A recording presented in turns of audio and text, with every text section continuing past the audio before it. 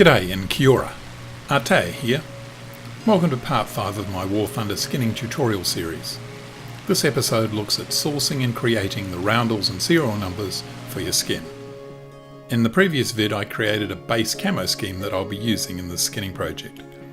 This time around we'll be finding the right roundels, fixing problems with roundel colours and sizes, sourcing fonts, and making custom fonts. Military history is important, especially to skinners. Well, maybe not to MLP and anime people, but to the rest of us. Now I know what you're thinking when you look at this painting. Wow, hasn't that bloke got a huge cockade? And you're right, that circular ribbon feature on his hat is rather large. The cockade has been used for centuries to show what side of a battle you were on. They've been a feature of naval and army uniforms since the Middle Ages. Before the First World War, the fledgling French Air Force decided that it would be a good idea to mark the wings of their aircraft with a simplified tricolour cockade, what we would recognise today as the French roundel. They were the first. Now every country has their own version. Many are round, hence the name, but a few are not, the German cross and the Russian star being two obvious examples. The RAAF roundel has gone through many variations before settling down on the red rat of today. At the beginning of World War II, Australia, being a Commonwealth country, adopted the insignia of Mother England. That was fine in Europe and Northern Africa, where the enemy had a distinctive cross painted on their planes.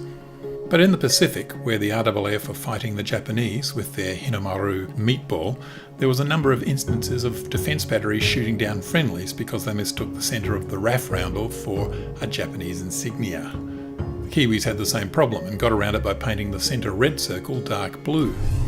The Aussies painted it white. Roundels are fairly simple to find on the web. A PNG with a transparent background is great if you can get one. I've built up a bit of a collection over the last 150 skins. The one I'm looking for is this one. I'll drag it to the PSD, but there's something not quite right here. It's close, but a good skinner won't accept near enough.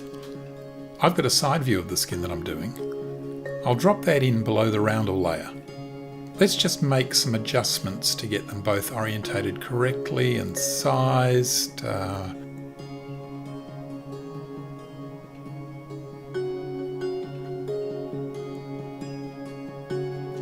Just knock down the opacity of the roundel layer. Yeah, that's exactly what I thought.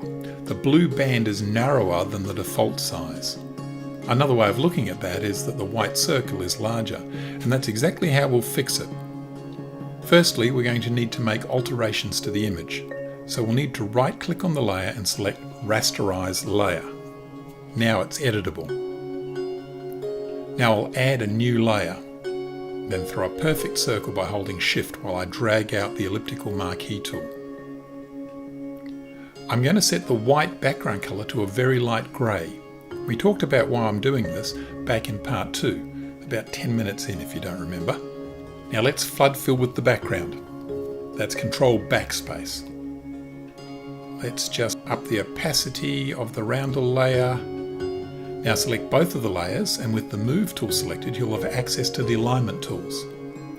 Vertically and horizontally center align both of these layers, and then merge them together using Control E. While we're here, notice the roundel under the wing. I'll throw a couple of guidelines in here. And let's just resize the roundel to see how it fits. Now you see how you can't take anything for granted? The under-wing roundels were the standard size. It was just the fuselage ones that were different. Okay, let's move them into position.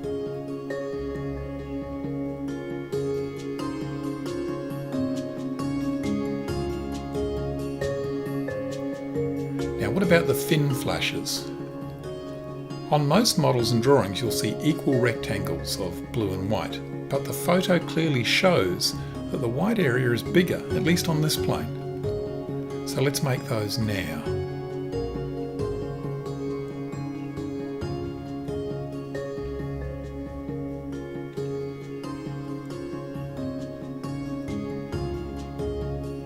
Right, okay, time for the serial numbers. Let's see if we can match the one in the photo. Now that's going to be a little bit tricky. I'll need some fonts. There are some World War II fonts out there. I've found mine already. If you're looking for some, a good place to start would be dafont.com. They have hundreds of different fonts, but you may need to dig around a little bit to find the one that you're after. Okay, now I've already got mine loaded in, so I'm going to have a look now. It's an American plane, so I'll try my US Air Force fonts first. No, that one's no good.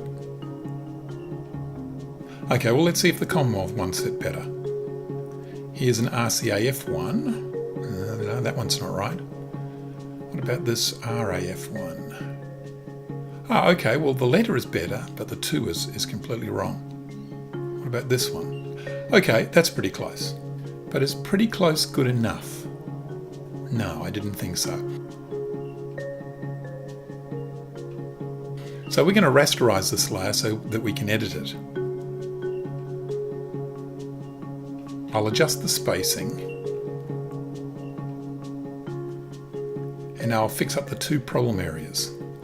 The bottom corner of the 2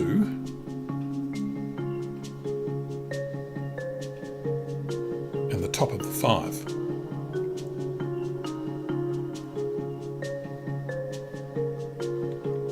To save me having to do the 2 twice, I'll delete the second one and just make a copy of the first.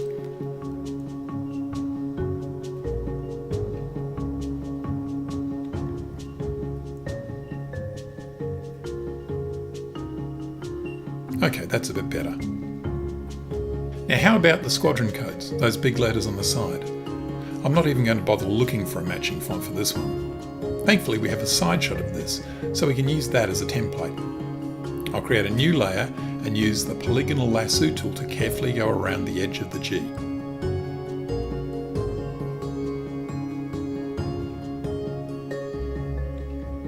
Now the same with the R.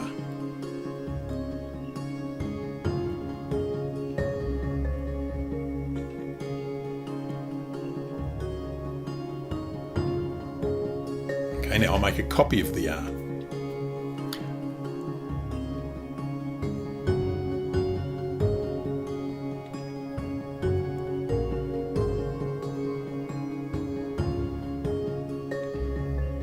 Okay, for the other side there are 2 options, GRR or RGR. Does a Squadron Code GR always come first, or is it always aft of the roundel? Our photo gives us no clue, but this photo of GRD shows us that probably the Squadron Codes are closest to the tail. So that's where I'm going to put them on this skin.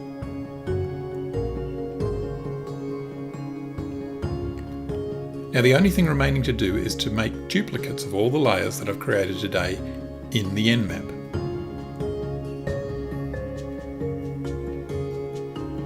And I'll give them an appropriate colour. I normally go 1 step more or 1 step less shiny than the bodywork. Okay, so that's where we'll leave this session. Next time we'll be adding the panel markings. See you then. Kia kaha!